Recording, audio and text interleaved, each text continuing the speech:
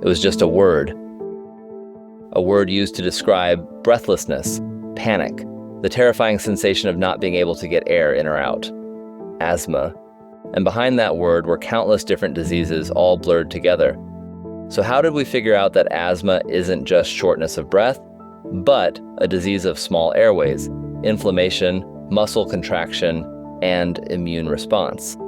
In this episode, we begin that journey, following the people, the experiments, and the ideas that slowly revealed what asthma actually is. We're venturing off into the world of asthma on this series on mechanisms of action. So we tackled blood pressure first, and we went through all the different medications for blood pressure. Now we're talking about a completely different condition. And this kind of piqued my curiosity because I'm wondering about Albuterol, like where we got these medications, how long we've been using them. I saw pictures of medications given by cigarette, for example, and I was like, what was that? What was it doing? Do we have any data whether or not they worked? As you can imagine, the old-timey doctors thought cigarettes smoked helped some patients with asthma. So this first episode, I kind of want to tackle, like, when did we start defining asthma, right? We can get a patient's history now and say asthma when you have this patient with a transitory respiratory symptoms, shortness of breath, wheezing. And importantly, they had that distinguishing feature. I feel pretty normal, then something triggers me, and now I have this shortness of breath and I have this wheezing. So I was kind of wondering, when did medicine start recognizing asthma as a unique entity? But I wanted to first kind of start with a story. In 1858, when there was a young boy born in New York to a wealthy family, the second of 4 children. So this kind of gives an idea of what life might have been like before modern medicine in someone afflicted with asthma. At a young age, he suffered repeated fevers, colds, and gastroenteritis, episodes of breathing difficulty. In fact, when he was young enough to write, he actually wrote, "I have a wretched condition, and nobody seems to think I would live."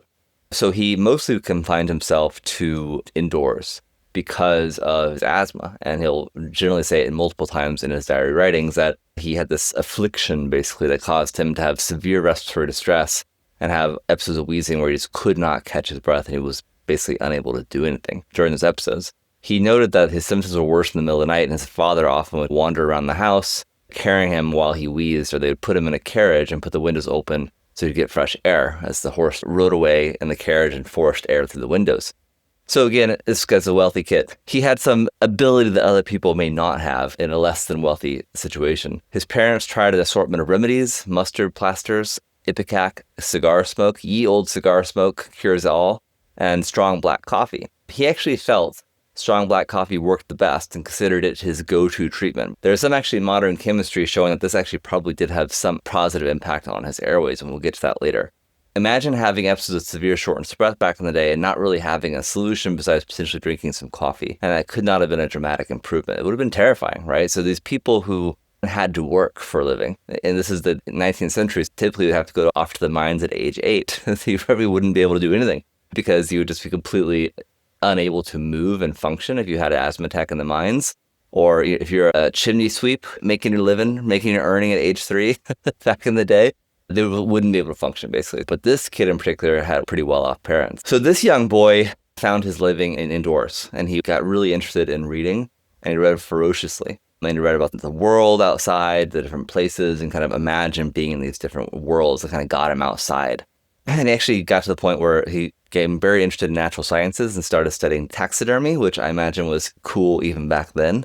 I imagine he got a lot of friends. And things changed around 1870 at age 12 when his father consulted a physician who was familiar with Dr. Salter's treatise on asthma. And we'll get to Dr. Salter a little bit later in this episode. He's really had a big footprint on the world of asthma. And Dr. Salter, one of his many recommendations was vigorous exercise. His father told the little boy, "Without the help of the body, the mind cannot go as far as it should. You must make your body." The young man began going to the gym, and his parents were wealthy enough to build a gym inside the house for him to start exercising and start building. He later in his diaries noted that he enjoyed equestrian training, which he felt opened up his airways. Again, not something a lot of people had access to. At age 15, he wrote a funny line to his father: "I am at present suffering under a very slight attack of asthma. However, it is a small attack, and except for the fact that I cannot speak without blowing like an abridged edition of a hippopotamus, it does not inconvenience me much." I don't know what that means, but it sure sounds funny, and it's pretty shocking that it came from a 15-year-old, right? These 15-year-olds probably weren't watching social media and strolling on their phones all day long. But it was a pretty impressive sentence for a 15-year-old. So he grew into a robust-bodied young man and went off to college at Harvard. Once he hit his teenage years and started really exercising, he really transformed his body, as he would say. His sister later wrote, "It seems almost unbelievable, but the puny, delicate child, so suffering, even there years before, could be starting college life. The peer from a physical standpoint of any of his classmates." Basically, that you couldn't tell the difference between any of his classmates because he was so robust and in good health. And she had grown up with him being this sickly child, as they would call it back in the day. Then although he improved, he continued to have exacerbations throughout adulthood, typically when engaged in activities like hikes, but also pillow fights, which he had with his children at the White House when he was the 26th president of the United States. This was, of course, the story of President Teddy Roosevelt. Teddy tried a variety of treatments for his asthma, but didn't really have a lot of great options. But his disease was defined, and the doctors did say that he had asthma, not something like pneumonia or some anatomic obstruction. So let's start off defining what is asthma. It is a small airway inflammatory response leading to airway narrowing and air trapping, which we'll explain more. A quick point about anatomy is starting the pathways of respiration, you have the mouth, the oropharynx, the trachea, and the bronchi. The trachea and bronchi are large airways, and the anatomy is different. For one thing, they have cartilaginous rings that help keep them open. After the bronchi, however, we get to the bronchioles, which are smaller and smaller and smaller airways that eventually communicate with the alveoli, which is little sacs of air. And the big difference here is that they do not have cartilaginous rings after the bronchi, and the smaller and smaller airways don't have these rings that prop open the airways, but they do have smooth muscle, and those smooth muscle can constrict and relax. But they don't have the cartilaginous rings. Air trapping can happen. So you might hear the term air trapping when referring to asthma, and that is when people inhale, they can get the air in, the bronchioles open, but then the bronchioles constrict and they collapse during exhale, and all that air that you inhaled can no longer get out. So people kind of get these big, bulky lungs. I kind of wanted to give an idea of why that occurs. I remember I had a hard time visualizing why. If you have those narrowed airways, how do you even get air in to get trapped? That's because of physics, okay? I was never a great physics person. This is the lowest score on my MCAT. But this actually makes sense when I read more about it. I think I remembered it in medical school, then forgot about it. So inhalation causes chest pressure to become more negative. During exhalation, the opposite occurs. The chest wall recoils inwards and pressure increases. So pressure becomes more positive. And the smooth muscle in the bronchioles, that extra positive pressure just immediately causes them to collapse. So the negative pressure on inhalation helps those narrowed airways open a little bit just to get air in. But on exhalation, all of a sudden, all that air you inhaled a minute ago can't go anywhere. That is the mechanism of air trapping and that prolonged expiration patients describe. And asthma can be triggered by a variety of things like exercise, but more commonly allergens like pollen, pet dander, dust mites, and changes in weather. Patients often experience shortness of breath, dyspnea on exertion, and wheezing. Importantly, it comes and goes. So this is really critical for understanding and recognizing asthma when a patient's describing it. Patients often feel well, they're breathing well, and then suddenly they're short of breath and wheezing. It can take hours to days to resolve, and the breathing is normal again. So you get these kind of normal spikes of shortness of breath, and then normal, and then spikes of shortness of breath. In contrast to disease like pneumonia or lung cancer or COPD, which are kind of often progressive, and you get kind of progressive shortness of breath, never really gets better. It may have exacerbations that get acutely worse, but tend to never get back to that normal baseline. In patients, especially early on in asthma, they'll often get back to that normal baseline in between these attacks. So the pattern is really helpful in recognizing this disease. But asthma, importantly, can be deadly. If an asthma attack is severe enough, people can die. It is genuinely a scary condition. So where are we going to start with the history of asthma? As so many different stories go in medicine, we'll start with the Greeks, okay? I know, it's boring. Hippocrates, here we go. It always starts with Hippocrates and Galen, and somehow William Osler will be involved. all the big hitters. But Hippocrates is important because the Greeks actually first used the word asthma. But importantly, asthma for them in Greek was to pant or draw short breath.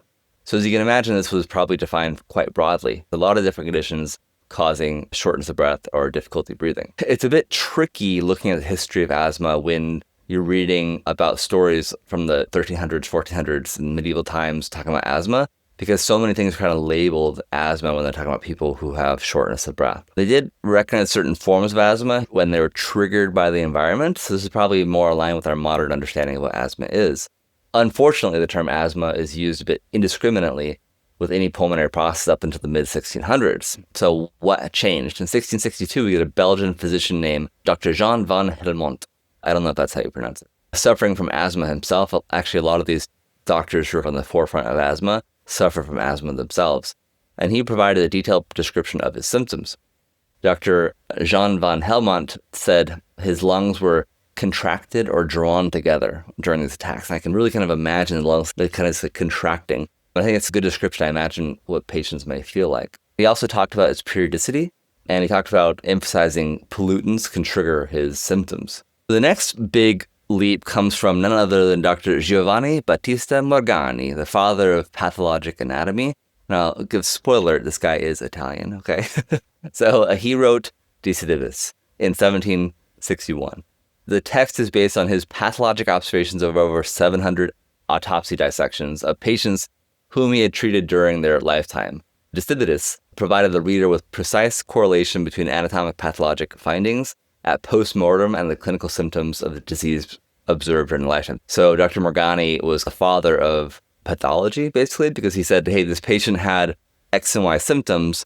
I'm going to wait for that patient to die and then cut him up and then see if I can find something and then be able to say, hey, they had stomach cancer or they had severe pneumonia when they died, and that's what caused the shortness of breath. He also described asthma. He described narrowing of the bronchi. He described the airways packed with mucus with thickened bronchial walls. This is important. It was the first mention of his patients having very thickened bronchial walls where air may not be able to go in or may not be able to come out.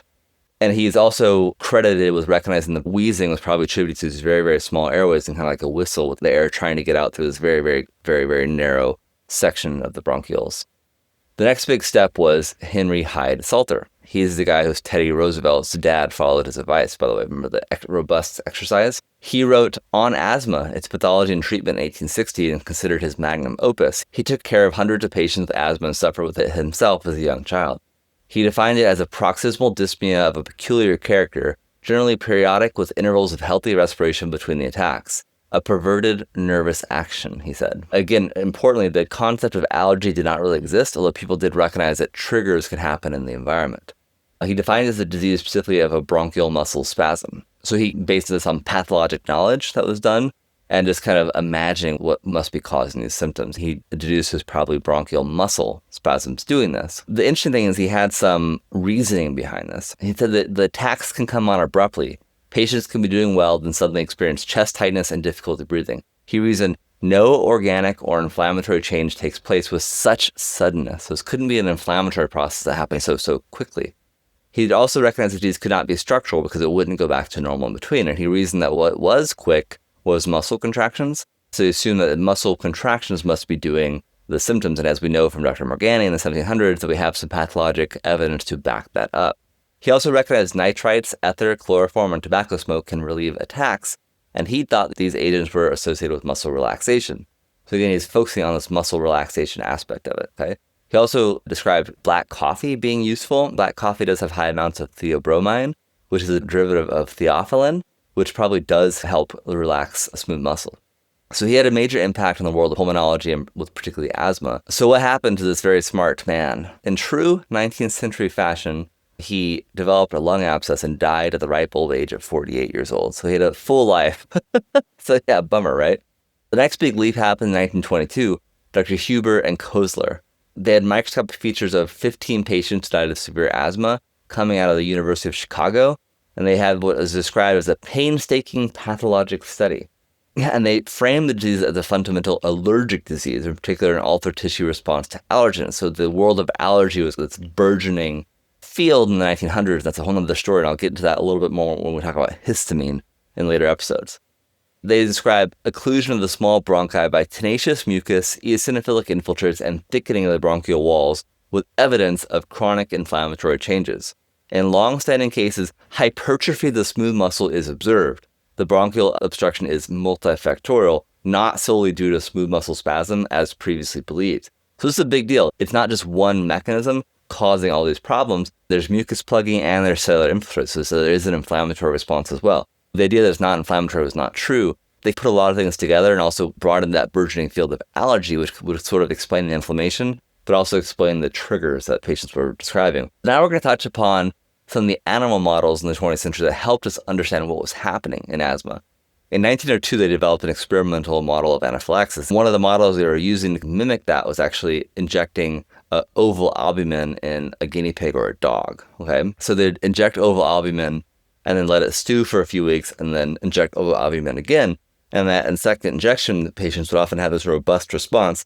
They'd have rash, they'd have wheezing, and then sometimes they'd go into shock and die, especially the larger animals like dogs. So what the heck is oval albumin? Oval albumin is a large protein in the egg whites. And it's a popular immunologic protein in the early 20th century because it was easy to purify and is one of the few proteins that they can consistently purify, meaning that they knew that if they did this experiment, they can get the same protein over and over again. And oval albumin seemed to do the trick. It was A, easy to make egg whites, B, easy to purify and they had consistency to it, and C, it was very immunogenic. So animals seem to have this very robust immune response to it.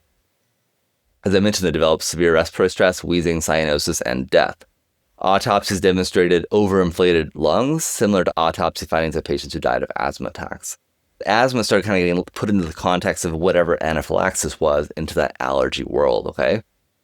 So the problem was all these animals died. The larger animals like dogs died when they basically went into severe anaphylaxis. But they realized it was sort of animal dependent on what the reaction may be. Smaller animals like guinea pigs, for example, seemed to have much more isolated response to it, where they had just this allergic response in the airways and they didn't go into pure anaphylaxis and have hypotension and die. The guinea pigs actually had just lung involvement, so they had this bronchoconstriction leading to the hyperinflation and shortness of breath and little super adorable wheezing from the guinea pigs. I know wheezing isn't adorable, but imagine the sound of what a guinea pig sounds like when they're wheezing. Poor little guinea pigs. I hope they did okay. Guinea pigs started becoming the forefront of animal experimentation in asthma. Further clarification of the mechanism came from Dr. Hallett Dale's isolated organ bath, which sounds like an old-timey medicinal tincture. Dr. Hallett Dale's is isolated organ bath. Isolate and bathe whatever organ ails you. So how was this little experiment performed? Guinea pigs were used. They were euthanized up front, poor little guinea pigs. The thoracic cavity opened, the lungs removed, and they took the main bronchus and the small bronchioles and cut them out and isolated the smooth muscle. And they stuck a pin in one end, they stuck a pin in the other one, and they stretched out the smooth muscle. And they laid out that smooth muscle in a Ringer solution, fluid solution, continuously oxygenated and kept at 37 degrees and kept the smooth muscle alive for a little while. And they actually recorded contractions of the smooth muscle via the amazing kymograph, which we discussed in the previous blood pressure episodes. The first episode kind of goes through this. It's a revolving drum with a paper on it. And then depending on what you're measuring, this pencil kind of goes up and down, and kind of marks these little marks based on the muscles contracting. The pencil moves different ways, for example. So what they were doing was actually exposing those muscles to different things like histamine, acetylcholine, extracts from animals that died of anaphylaxis. And they found that histamine in particular caused a robust contraction of those smooth muscles from the lungs, okay? So this is an ex vivo experiment, outside of life experiment, demonstrating histamines had a pretty dramatic response to the smooth muscle in the airways. This was the first mechanistic bridge of the pathophysiology of asthma, and again pointed to allergy as a major contributor. So what was the first measurement of lung function? This is kind of an interesting little aside. So similar animal setup, but the guinea pig is sealed and measured in a respiratory chamber, which I'm pretty impressed existed in 1913, by the way. And not the chamber itself, but the ability to measure pressure variations to such degree in such an acute little guinea pig. They were able to measure little guinea pig breasts within this chamber. So bravo to 1913 engineers who put this together. They would then measure the actual variations of respiration and recognize that the guinea pigs had a very difficult time breathing out after undergoing the oval albumin challenge. Now, in 1946, we get to the human studies, okay? And they came out of Boston's Evan Memorial and Massachusetts Memorial Hospital and Boston University, trying to gain a better appreciation of the link between allergy and asthma. And again, using the recently discovered histamine, not totally recently discovered, but they actually were able to isolate it and give histamine. So they got people who had asthma, and then some controls, people who did not suffer from asthma, and they gave them IM or IV histamine. Well, back in the days before institutional review boards, you could do these sorts of experiments. Good news. We've discovered that histamine reliably triggers an asthma attack. How is that good news? Makes asthma attacks vastly easier to study.